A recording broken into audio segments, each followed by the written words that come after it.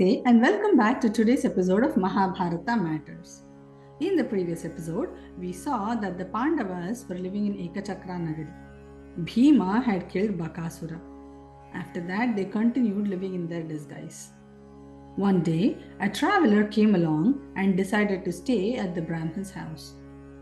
Everybody in the house was curious to hear stories of his travel expeditions. The traveler said to them that he came there with a purpose.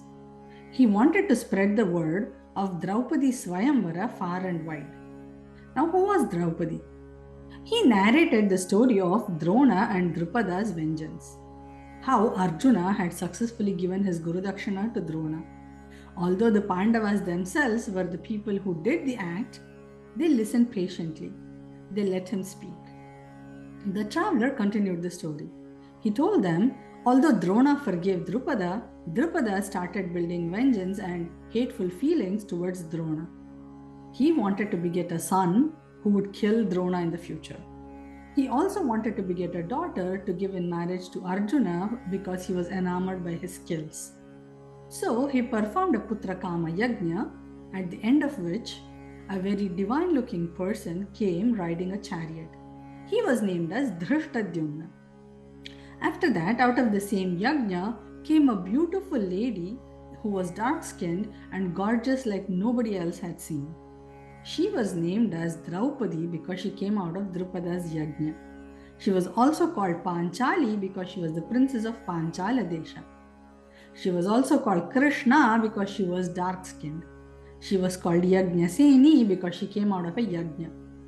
The traveler also said, ṣṭadyumna, who was born out of the yajna, had learnt under the tutelage of Drona himself. Everyone was surprised. Although Drona knew that the very purpose of ṣṭadyumna's birth was to kill him, he had taught archery and all other warfare very well to ṣṭadyumna. A few days later, the burning of all the Pandavas in the Lak Palace had reached Drupada. He was really upset and sad. He thought he wanted to give Draupadi in marriage to Arjuna, but now that was not possible. All the sages and elders around him advised that the divine blessings will not go futile. Draupadi will be married to Arjuna, so obviously the Pandavas must be alive. So the elders suggested to him to arrange for a Swayamvara for Draupadi. The condition for someone to marry Draupadi would be a challenge that only a skilled archer could accomplish. The challenge was that the person who will marry Draupadi should be able to hit the eye of a wooden fish that would be mounted on a spinning wheel up in the ceiling, but then the archer should look at the reflection in the pond below and aim at the eye. Only a skilled archer like Arjuna would be able to accomplish this impossible task.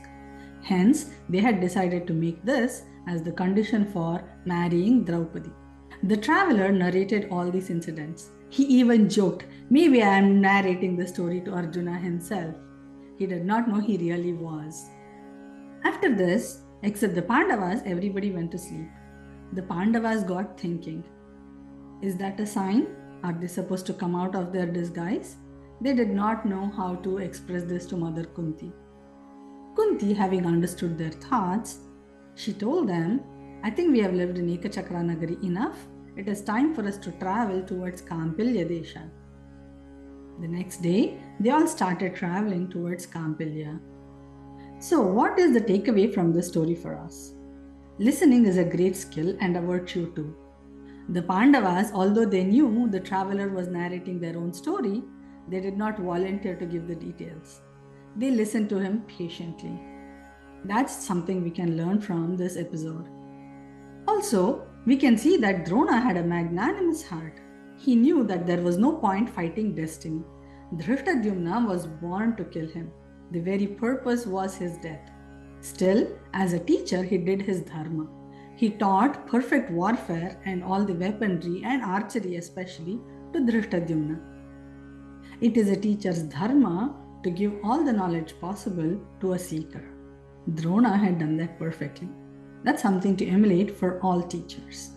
With that thought, we come to the end of today's episode. Remember, in this series, we are discussing matters of Mahabharata because even today, Mahabharata matters. Hari Om!